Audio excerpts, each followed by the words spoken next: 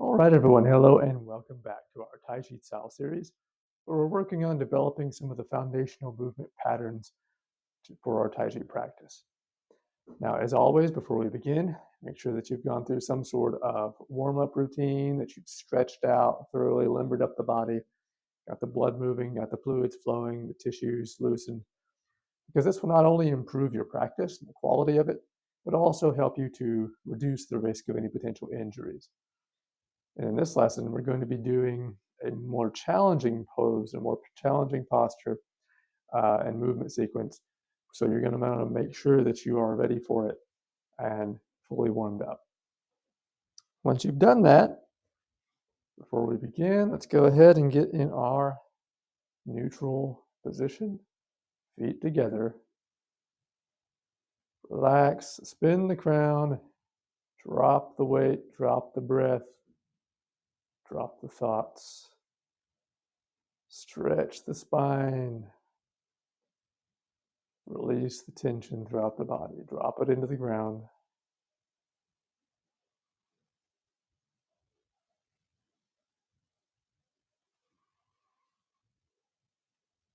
Breathe and relax. Draw the thoughts inward.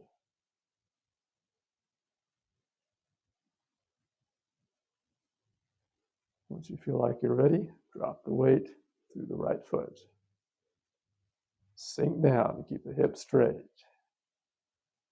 Step out, left foot. Keep the toe on the ground.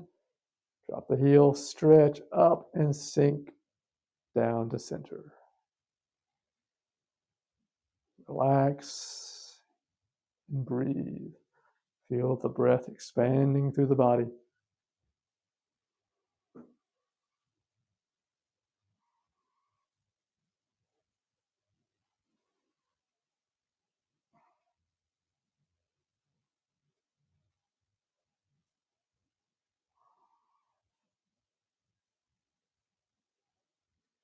Once you're ready, inhale. Palms up. Keep the shoulders and elbows relaxed and dropped. Exhale, press down. Inhale up. Exhale, press down.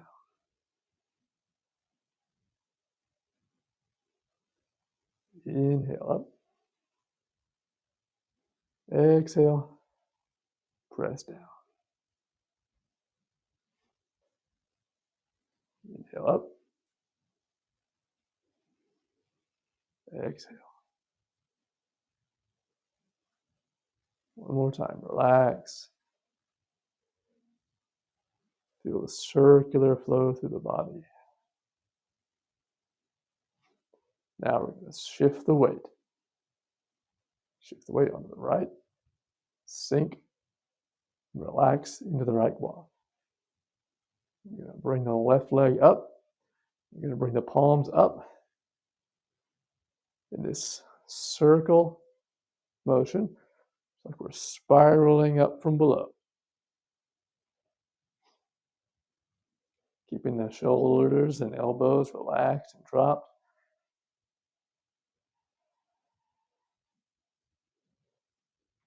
Circling up. Relaxing down, closing the obliques. Settling down. Relaxing and tucking the pelvis. Sinking our weight into the right foot. Practice this and get the arm movement. All the weight on the right leg right now. Feel it start to burn as you've got your weight holding it on one leg. Excellent exercise. The more it starts to burn, the more you breathe and relax into it. Stretch through the leg. Inhale. Sink back down. Exhale.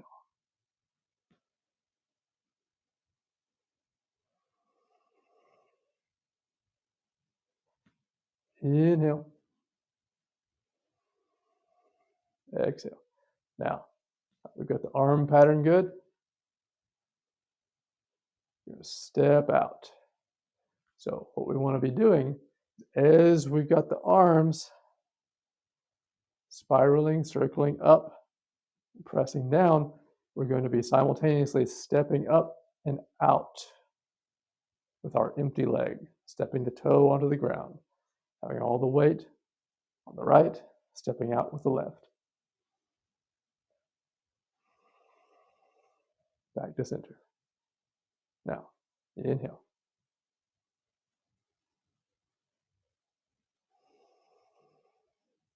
Exhale. Shift the weight. Load the right leg. Turn just slightly, rotate just slightly. Opening up the left leg to 45 degrees. Relax on the toe.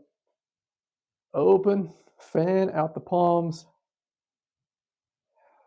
And as the palms come down to press and close the obliques, that's when the toe should touch the ground, keeping them in simultaneous motion, synchronicity of movement. We don't want to have the toe touch down before the palms get there, and we don't want to have the toe lagging behind. Keep them in harmony. Shift into the right, gua. Begin to come up.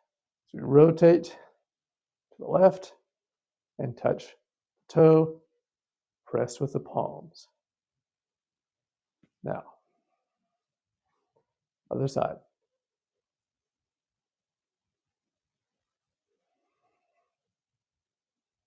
Make sure that you're loaded into the rear leg, this time the left.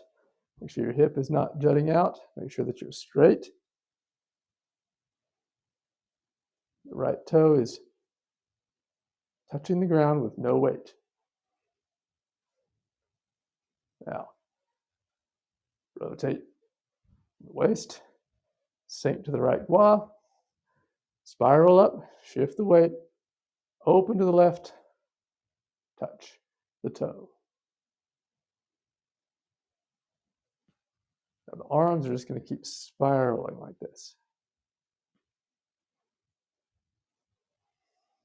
As we shift from side to side and touch the toe, draw it back, shift, open, touch, draw back, shift, open, touch.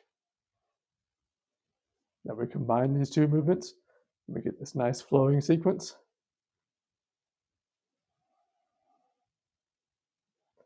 Draw back.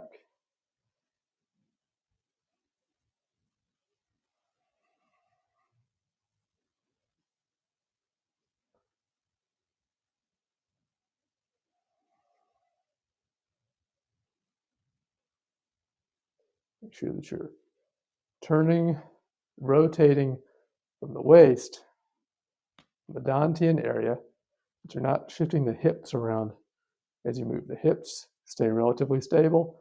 Here again, we're utilizing the hip joint, the gua area, relaxing side to side, and we're utilizing the rotation of the waist, not turning the waist and hips together.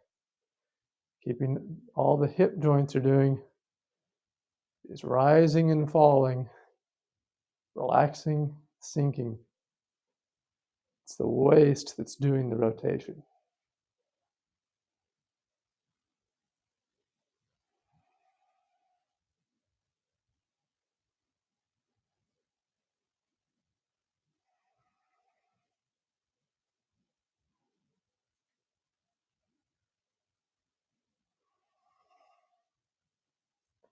Back, rotate, left, sink to the left gua.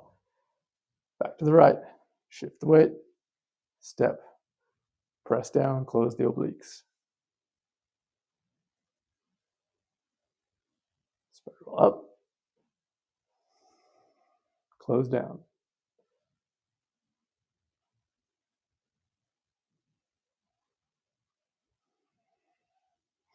Now, if this feels particularly challenging for you, just stick with this.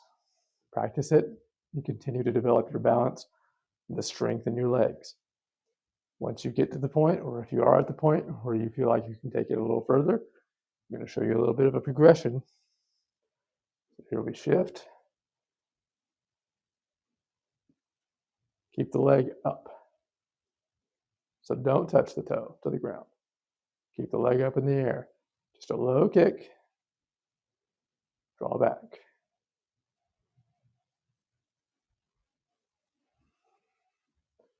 Keep the leg totally suspended. Again, if your balance isn't good enough yet, you don't feel comfortable, do not push yourself. This skill will come with practice. There's no need to risk injury trying to go too far too fast.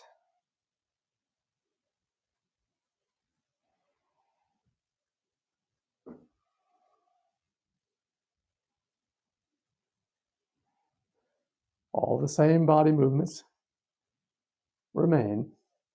All we're doing is we're going to be gradually lifting up the leg as we go. Because the full expression of this movement is to do an outward heel kick with straight leg. So we want the foot in full dorsiflexion, projecting the heel out. We want the leg as straight as possible as we kick. And then back down.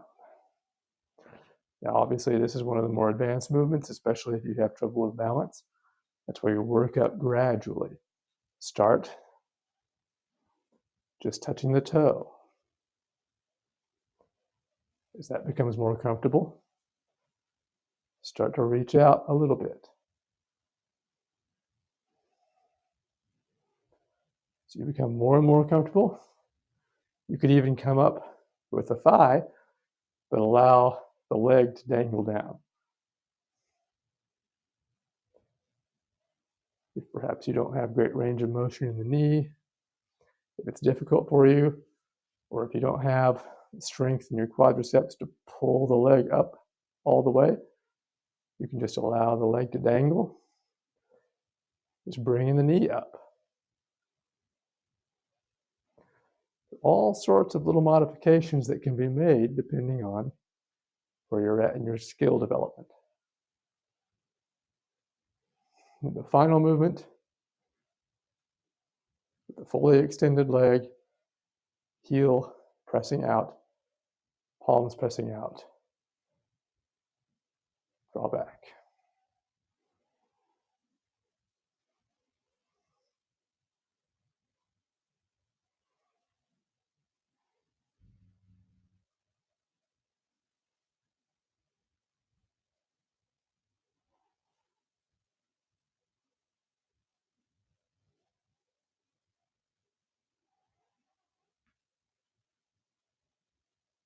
Whatever you can do, at whatever level you can take it, make sure that you're only going up to the point that you feel comfortable, that you're not pushing too far, and make sure that you're able to maintain all of your smooth transitions and alignments, and make sure that you're still able to stay upright so that when you kick out, you're not getting wobbly, you're not allowing the hip to go out of alignment. You want to maintain that straight up and down posture. Straight spine, naturally relaxed, tucked hips, straight hip joint, you're not swaying out. As long as you can maintain proper posture, and as long as you feel comfortable, you can take the leg up as high or as low as you like. So take this. Again, this is one of the more challenging movements we've done so far. Practice it slowly, practice it carefully, and your skills and your balance will develop as you go. Take this, and we'll see you next time with another lesson.